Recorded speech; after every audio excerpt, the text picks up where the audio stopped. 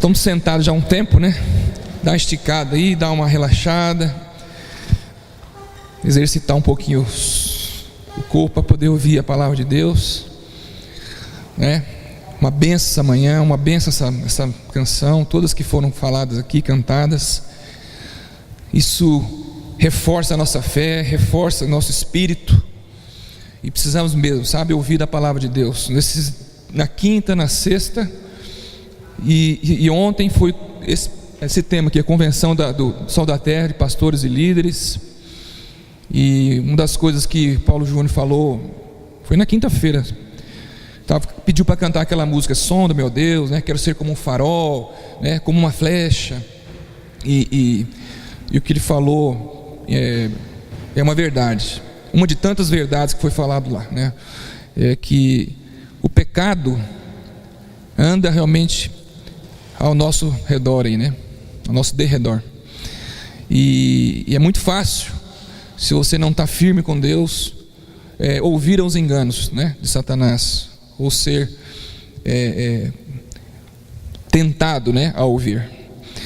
E a gente tem que prestar muita atenção nisso. E ele falou que uma flecha, quando sai, ela tem um alvo. E nós somos, né, flechas de Deus, né, na mão de Deus, na mão do arqueiro, com um alvo.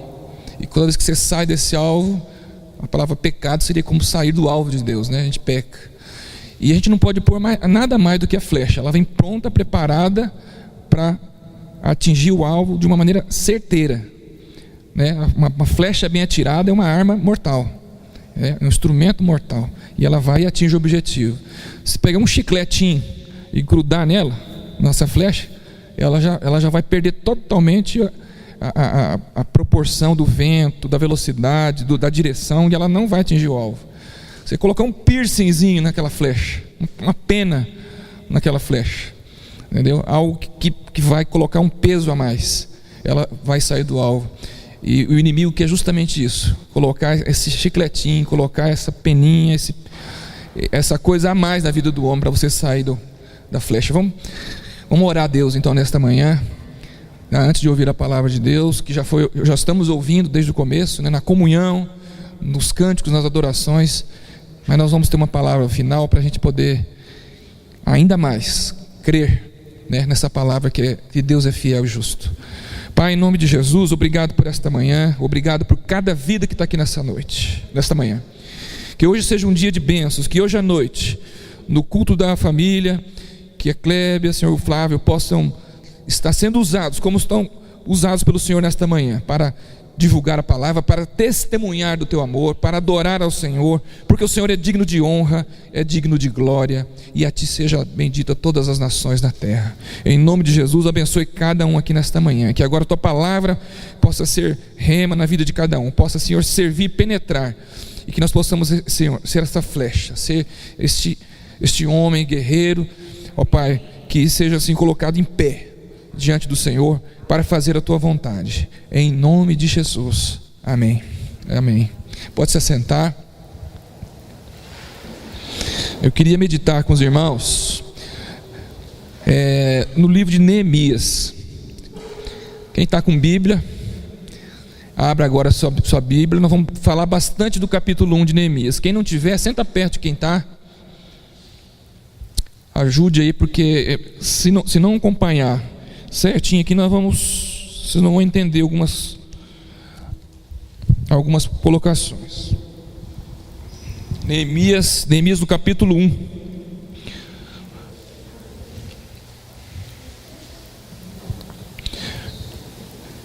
Deixa aberto no capítulo 1, que nós vamos ler todo o capítulo 1 e o 2, uma parte dele. E nós vamos falando um pouquinho de cada versículo do livro de Neemias. E Neemias foi um homem vitorioso. Ele estava sofrendo por um determinado momento, mas ele, a partir de um certo tempo na vida dele, ele tomou uma decisão e foi um dos grandes administradores. Não sei, tem vários estudantes aqui, tem alguém que já se formou, né? Cada um fez o seu curso. Eu me formei em administração e assim, eu uso muito isso no meu dia a dia, né? as aplicações, né, de tudo que a gente já estudou para poder trabalhar, para poder crescer, né, na profissão, fazendo uma outra especialização. Enfim, a gente está sempre estudando. Mas o Neemias, ele dá algumas lições que vão além do estudo, que vão além de você apenas ter conhecimento, mas vai também da maneira como você é. Então a vitória, ela é construída em várias etapas, ela não vem de uma hora só. E a maneira como você se comporta, a maneira como você age diante da vida, a maneira como você dá o seu exemplo, né? A maneira como você é mais seco ou não mais seco, a maneira como é a sua personalidade, a maneira como você tem uma palavra de confiança, ou demonstra confiabilidade, quanto que isso vai afetar no seu dia a dia, né? Aquelas coisas assim que não são palpáveis, as coisas que não são concretas, as coisas que são vistas meio nas entrelinhas, né? Mas que a gente demonstra com as nossas atitudes, né? Porque você vê que um iceberg, você está andando no mar e vê a pontinha do iceberg, certo? Quem já viu o filme Titanic, né? Então, você vê, né, as reportagens sobre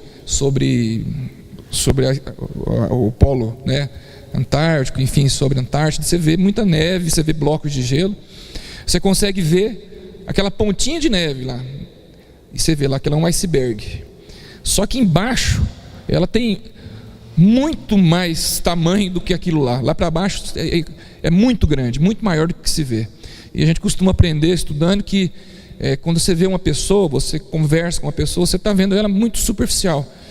E que você precisa realmente caminhar muito tempo para poder conhecer a pessoa, para poder conhecer o íntimo dela, para poder entender essa pessoa. A gente não conhece assim de primeiro. Então, mas tem algumas coisas nas entrelinhas, algumas coisas nas atitudes, entendeu? Da pessoa que é muito importante. Então isso a gente tem que aprender, porque muitas vezes fala o pecado, o diabo, enfim, está me fazendo eu sofrer, mas na verdade é a tua maneira de ser, que às vezes precisa ser mudado. O estilo de vida, conforme nós falamos na outra pregação, que também é uma das causas da gente ser atingido pela dificuldade.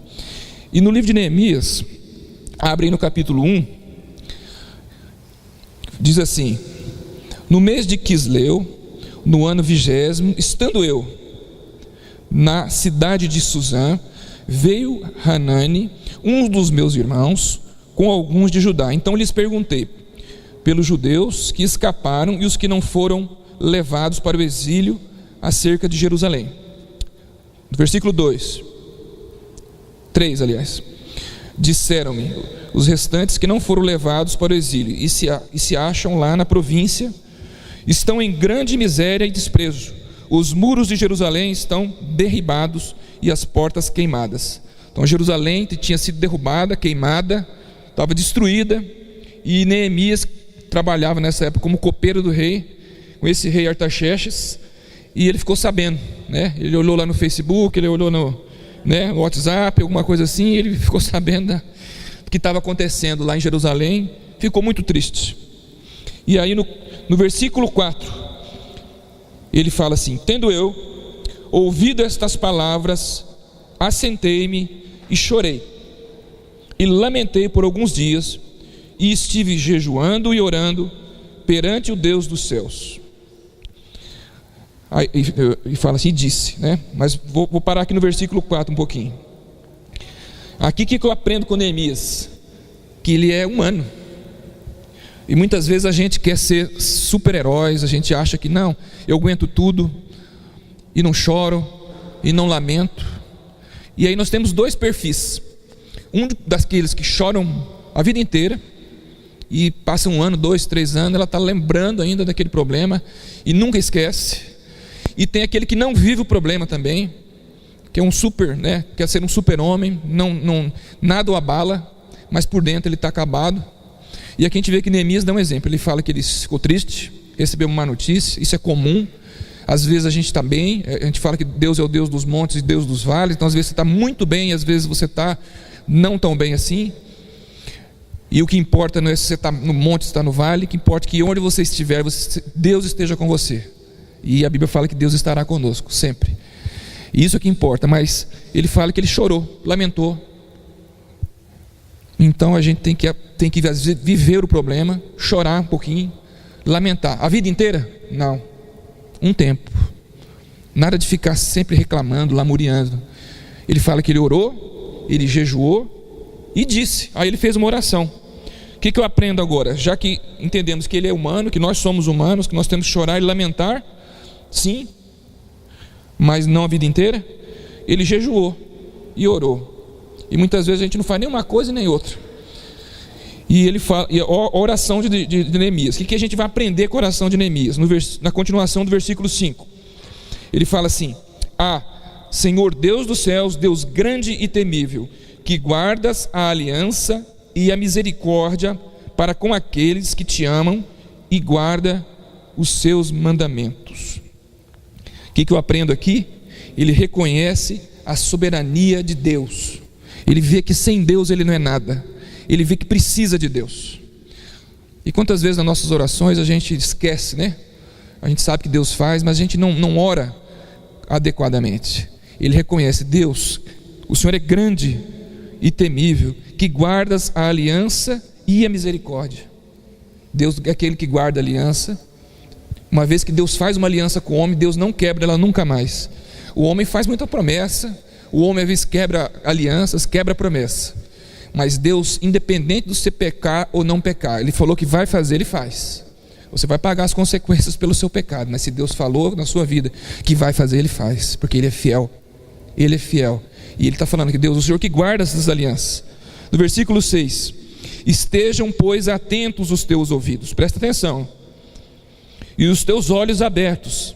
Ele está falando com Deus, para acudires à oração do teu servo, que hoje faço a tua presença dia e noite, pelos filhos de Israel, teus servos, e faço confissão pelos pecados dos filhos de Israel. Ele estava confessando o pecado dele e dos filhos de Israel, os quais temos cometido contra ti, pois eu e a casa de meu pai temos pecado.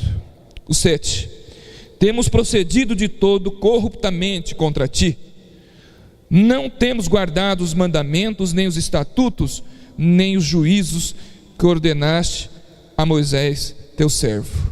Então, primeiro ele reconhece que ele é humano. Segundo, ele reconhece a soberania de Deus. E agora ele reconhece a fraqueza dele, a fragilidade dele. Ele reconhece quem ele era. Eu sou pecador e preciso e careço da tua glória e da tua misericórdia. Aí no versículo 8, ele diz assim: lembra-te da palavra que ordenaste a Moisés, teu servo, dizendo: se transgredires, eu vos espalharei por entre os povos. Mas se converterdes a mim e guardardes meus mandamentos e os cumprirdes, então, ainda que os vossos rejeitados estejam pelas extremidades do céu, de lá os ajuntarei e trarei-o para o lugar que tenho escolhido, para ali fazer habitar o meu nome. Ele estava falando com Deus. Ele orava com a palavra. É como se ele estivesse lembrando Deus, lembra que o Senhor falou que se bater na porta, a porta vai abrir. Deus, lembra que o Senhor falou que o Senhor ampararia o justo, que perdoaria o pecador. Deus, lembra que o Senhor falou que a tua mão sempre estaria estendida, né, sobre nós, e que os teus ouvidos nunca estariam fechados para ouvir o clamor de um justo, para ouvir o clamor de um pecador também. A tua palavra diz isso. E ele estava lembrando, ele orava com a palavra. E a gente pode fazer isso também, e deve falar: Deus, lembra de mim, Pai, me perdoa. A palavra diz que se a gente se humilhar, né, buscar a sua face, se humilhar perante a tua potente mão, que o Senhor nos perdoaria, conforme está em sararia a nossa terra, segundo Crônicas 7,14. Se esse meu povo que se chama pelo meu nome se humilhar e orar, né, eu perdoarei o seu pecado e sararei a sua terra. E ele falava assim, Jeremias capítulo 1, versículo 12, diz que Deus vela em fazer cumprir a sua palavra. O que é isso? O que é velar nesse sentido aqui? Deus promete e Deus cumpre, aquilo que nós já falamos. Ele vai fazer tudo, Ele vela, Ele falou, Ele vai fazer. Jeremias 1,12. Então a gente tem que orar com a palavra. Neemias orou com a palavra. Então é outro aprendizado para nós. Não fecha a tua Bíblia não, tá? Que é importante você acompanhar. No versículo 10 diz assim: estes ainda são os teus servos, o teu povo, que resgataste como teu Senhor, teu grande poder, e com tua poderosa mão. Ah, Senhor, esteja, pois, atento os teus ouvidos à oração do teu servo, à dos teus servos que se agradam de temer o teu nome. Presta atenção agora que ele vai falar: concede que eu seja bem sucedido hoje, e o teu servo lhe dará mercê perante este homem. O que eu aprendo aqui? Objetividade. Ele falou: Deus, eu quero isso. Eu quero que o rei, eu vou falar com o rei, e eu quero que ele veja graça em mim. Eu quero que ele me olhe com outros olhos, com os olhos diferentes de qualquer pessoa humana. Porque ele ia falar com o rei do problema lá em Jerusalém, estava destruído, ele queria ajudar a reconstruir. Aí ele foi lá falar com o rei e falou com Deus várias coisas, mas na última parte aqui ele foi muito objetivo. E às vezes a gente rodeia e não fala o que a gente precisa realmente, o que a gente quer. Deus pode até não atender. Sabe que numa oração tem 3 coisas que podem acontecer. Deus pode falar: te dou agora, né? Que é o melhor dos mundos. Você orar, pedir alguma coisa e Deus te dá já de imediato. Você pode orar e Deus fala: espera, que é difícil, né? Acho que é uma das coisas mais difíceis. Espera, porque a terceira é pior, mas pelo menos você já sabe que não vai ter.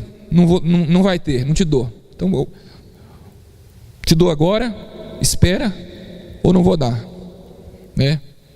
Não é assim que a gente faz com nossos filhos. Meu filho às vezes pede uns presentes, algumas coisas assim, que eu falo: filho, esse está fácil, toma aqui, já está. Tem coisas que eu falo: não, você tem que esperar. Mas é difícil, hein? É difícil porque eles ficam na pé da gente o dia inteiro, nossa, noite inteira, de semana toda, lembrando disso. É ruim para eles e ruim para nós, né? E você fala: não, dói, mas assim, já tira de cabeça. Não, acabou, não. Mas aqui ele foi objetivo e Deus deu para ele naquela hora. Acompanhe no capítulo 2 agora. Capítulo 2, nós estamos no Neemias 1, já lemos todo o capítulo 1, aprendemos que ele é humano, aprendemos que ele orou reconhecendo a soberania de Deus. Terceiro, reconheceu a fraqueza dele, né? Quem ele era, orava com a palavra e foi objetivo. No capítulo 2 agora ele vai encontrar com o rei, e diz assim: no mês de Nisan, o ano 20º do rei Artaxerxes, uma vez posto o vinho diante dele, eu o tomei para oferecer e lhe dei.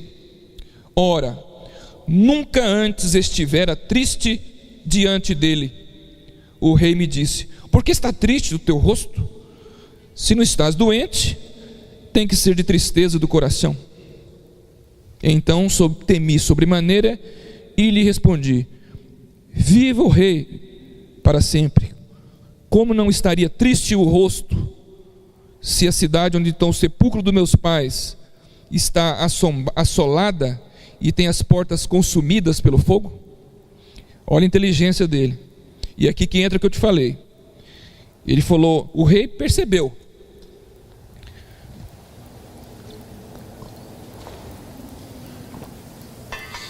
O rei bateu o olho nele e percebeu que tinha alguma coisa errada com Neemias. Ué, Neemias, eu nunca vi você triste. Por que você está triste agora?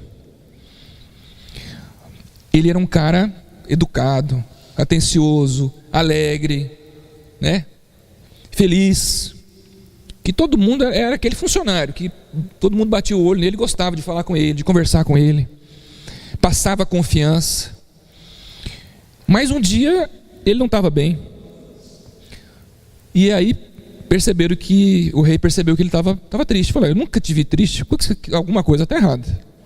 Você sabe aquelas pessoas que sempre está triste, ou sempre está, né, assim, por qualquer coisa, fica aborrecido? E às vezes é uma culpa da alma dele, né? Sabe aquelas pessoas que brincam, que está na piscina se afogando, uma hora está se afogando de verdade e morre, né? Porque não está sendo elas mesmas. Mas o rei percebeu, não, esse cara está... Porque eu estou falando, a maneira como eu sou, a maneira como eu me comporto, né, vai determinar muitas coisas na vida da gente. Eu costumo falar para meus filhos, olha, você tem que estudar muito, é importante, faz sua especialização, né, faz pós-graduação, faz tudo, estuda. Isso vai ajudar muito. Mas você tem que aprender a ser gente. Você tem que aprender a ser educado. Você tem que aprender a não ser irônico. Tem que aprender, enfim, tudo isso. Porque tem pessoas muito boas, às vezes, nas empresas, mas elas são de difíceis relacionamentos e não são bem-sucedidas. Não conseguem atingir seus objetivos. E eu posso falar, eu tenho 27 anos que eu trabalho no meio bancário. Já passei por muitas dificuldades. O sistema, né, já mudou muitas vezes, a moeda já mudou muitas vezes, já teve gente muito melhor do que eu. Já saíram do mercado, mas Deus continua me segurando lá. Eu tento pelo menos ser essa pessoa que vive, que mesmo que erra, mas tenta mostrar, tenta viver essa palavra, que não é fácil, né? Que não é fácil ser uma testemunha, né, viva de Deus, onde você está. E quando você fala que você é cristão, enfim, que é um pastor, aí que a cobrança é maior ainda, né? Você sabe que um lençol branco colocado no varal, se vai uma sujeirinha lá, todo mundo percebe, não é? Nós todos aqui somos esse lençol branco, porque nós temos o sangue de Cristo que nos lavou. Então a gente tem que ter uma vida de fé e de prática da palavra de Deus, o que não é fácil, mas é assim que a gente constrói a nossa casa na rocha. E aí ele foi lá falar com o rei, e o rei percebeu. Aí ele falou o seguinte: viva o rei! Ele já foi inteligente, outra coisa, né? Ele foi objetivo, ele mostrou como ele era e foi inteligente. Viva o rei! Ele não falou assim, olha, Jerusalém, o rei não era judeu, e ele não exaltou Jerusalém, né? Ele falou, Jerusalém, aquela grandiosa cidade onde estão... Ele falou, não, Jerusalém é a cidade dos sepulcros dos meus pais. Como não estaria triste? Ela está queimada, destruída. Ele foi por baixo, ele não foi por cima. Ele foi bem por baixo, construindo a vitória dele em etapas. E aí o rei compadeceu dele. Quer ver? Continua aí no versículo, já nem estou chegando bem mais, nem com óculos, viu? 4. Disse-me, que me pedes agora? Olha só, o rei já estava querendo ajudá-lo. O que você me pede, Neemias? O que você pediria? Me dá o teu reino? Dinheiro? Ele podia pedir ali, mas ele tinha que ter sabedoria. O que ele fez? E então orei ao Deus dos céus e disse, se é do agrado do rei, e se o teu servo acha mercê em tua presença, peço-te que me envies a ajudar a cidade do sepulcro dos meus pais, para que eu a reedifique. Então o rei, estando a rainha assentado junto a dele, me disse, quanto durará a tua ausência? Quanto voltarás? Aprove o rei enviar-me e marquei certo prazo. Primeiro lugar aqui, ele orou. O rei perguntou, o que você quer? Não sei se ele orou em pensamento, mas ele teve que ser rápido. Mas ele consultou Deus, o que eu faço? Deus, o que eu faço? Né? Quantas vezes você, diante de uma dificuldade, você ora e pede a Deus, qual a sua vontade, Deus? Não a minha, qual que é a sua vontade para a minha vida? Ele orou e falou, olha, eu preciso disso, rei, né? Aí o rei falou, eu quero reconstruir a cidade. Aí o rei perguntou, quanto tempo você vai ficar? E ele vai falar aqui mais à frente o tempo. Ele tinha palavra confiável. O rei sabia que podia perguntar para ele, e o rei ia acreditar nele. Aí no outro versículo diz, e ainda o rei disse, e ainda disse ao rei, ele falou, rei, se parecer bem, dê-me também cartas para os governadores da além do Eufrates, para que nos permitam passar e entrar em Judá, como também carta para Asaf, guarda das matas, para que me dê madeira, para as vigas da porta das cidades do templo, para os muros da cidade, e para que deverei alojar-me. E o rei me deu, porque boa era a mão do Senhor Deus para comigo. Então fui aos governadores da além do Eufrates e lhes entreguei a carta do rei. Ora, o rei tinha enviado comigo oficiais, exércitos e cavaleiros. O que aconteceu aqui? Ele trabalhou com a coerência do rei. Falou, rei, eu pedi para reconstruir a cidade. Só que é o seguinte, para reconstruir a cidade eu preciso de carta, porque senão eu não passo. É passaporte, eu preciso de passaporte, né? Para passar aí, porque senão não vão deixar eu passar, pode até me matar. Preciso de madeira. Como que ele vai reconstruir a cidade se não tem madeira? E ele falou para o rei. E o rei falou: é verdade, né? Se ele falar, já que eu dei, agora vou dar o resto, tudo que eu preciso. Ele não pediu tudo de uma vez, ele foi devagar, trabalhando com a coerência, né? E muitas vezes a gente quer tudo de uma vez, onde você está, e às vezes você não consegue. Mas você vai trabalhando com a lógica, né? Com a coerência, com a inteligência e com o discernimento de Deus, as coisas ficam mais fáceis. Aí ele conseguiu tudo que ele precisava, foi lá reconstruir Jerusalém. Agora só, veja no versículo 10.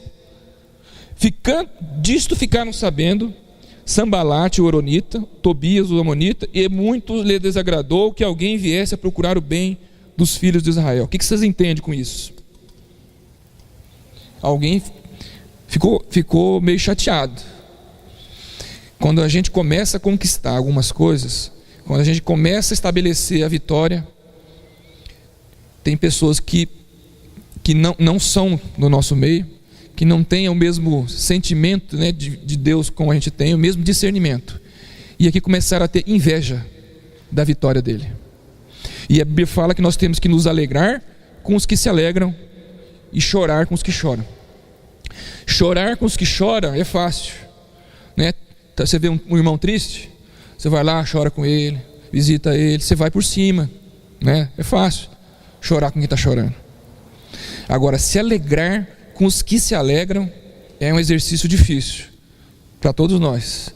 Se a gente não tiver muito Jesus Cristo dentro de nós, é difícil muitas vezes alguém te contar uma boa nova, você naquela dificuldade, você está precisando de dinheiro e chega alguém contando: nossa, eu vendi isso, ganhei aquilo, conquistei algo, fui promovido, e você se alegrar de coração mesmo por aquela pessoa. É difícil, mas é isso que Deus quer de nós.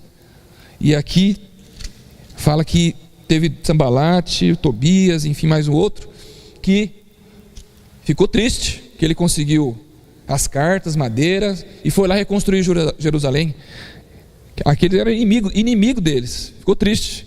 Então te prepara, que quando a vitória estiver próxima, pode acontecer essas coisas com você, mas fique firme, porque Deus não desampara, Deus é contigo. Peça sabedoria de Deus e Deus vai te dar, e cobertura espiritual de Deus, que também Ele vai te dar. Ele dá. Aí é o seguinte, para finalizar, passa para frente um pouquinho, está no livro de Neemias. Para finalizar, o que vai acontecer? Capítulo 6, vai a Bíblia um pouquinho para frente, para a gente ver o desfecho dessa história. Neemias capítulo 6, versículo, meu Deus, 14, 15, 16, né? Capítulo 15, 6:15. Neemias 6:15. Aqui está o resumo. Acabou-se, pois, o muro aos 25 dias do mês de Etu, em 52 dias. Foi rápida a obra. Sucedeu que, ouvindo todos os nossos inimigos, temeram todos os gentios e nossos circunvizinhos, e decaíram muito no seu próprio conceito, porque reconheceram que por intervenção de nosso Deus é que fizemos esta obra. Amém? Durante o período, entre aquele momento que nós falamos, que houve inveja, houve gente que não gostou daquela bênção que ele ganhou, até a vitória dele aqui, se vocês lerem aqui, que não vai dar tempo, mas se vocês lerem esse meio tempo, algumas vezes, Tobias, Horonita, né, Sambalate, esses caras, tentaram tirar Neemias do foco. Como que eles faziam isso? Eles mandavam umas cartas e falavam: Neemias, eu preciso encontrar com você. Marcava lá um lugar, nós precisamos conversar. E Neemias trabalhando lá na obra. E aí, sabe o que Neemias falou para eles? Não posso ir, porque eu estou fazendo uma grande obra.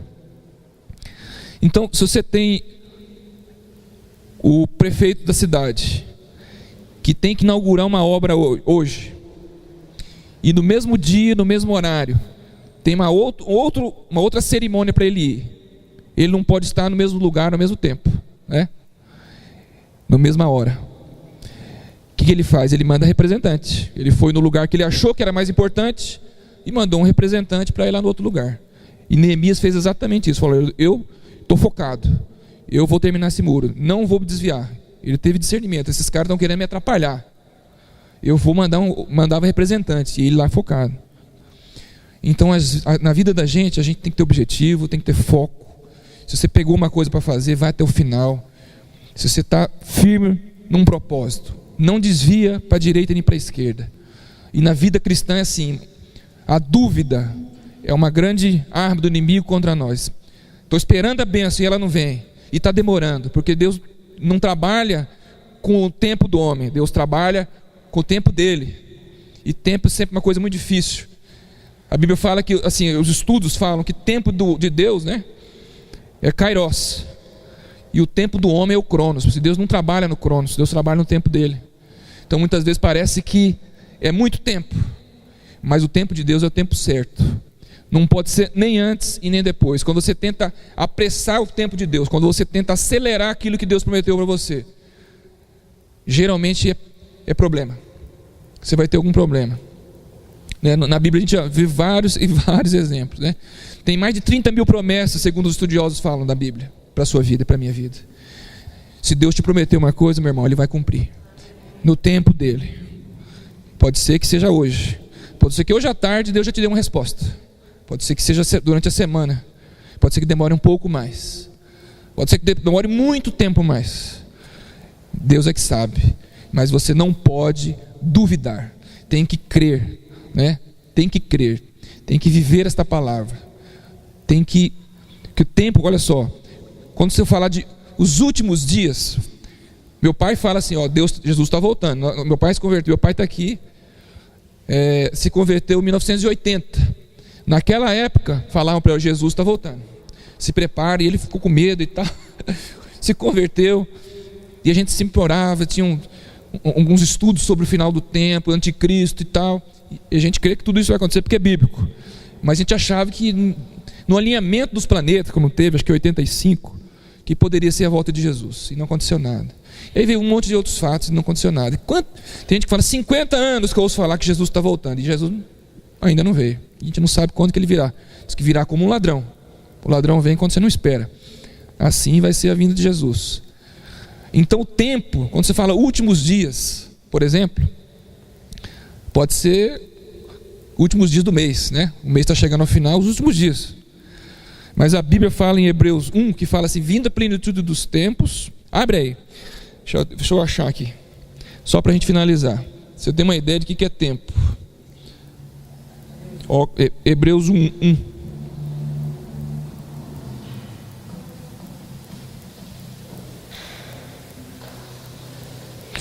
Hebreus 1 fala assim: havendo Deus outrora falado de muitas maneiras aos pais pelos profetas, nestes últimos dias nos falou pelo Filho.